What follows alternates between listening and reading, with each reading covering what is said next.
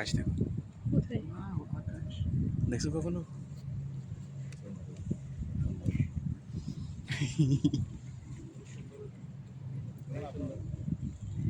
সিনন যাও, তুমি ওর পাশে তোমার পাপার সাথে যাও।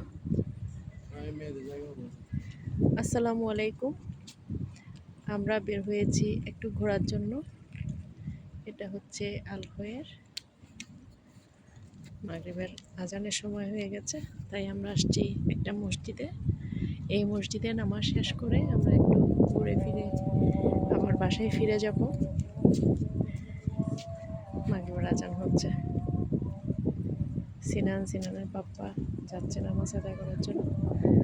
আমি যাব এই পাশে, মহিলাদের এই পাশে নামাজ পড়ার জায়গা আছে।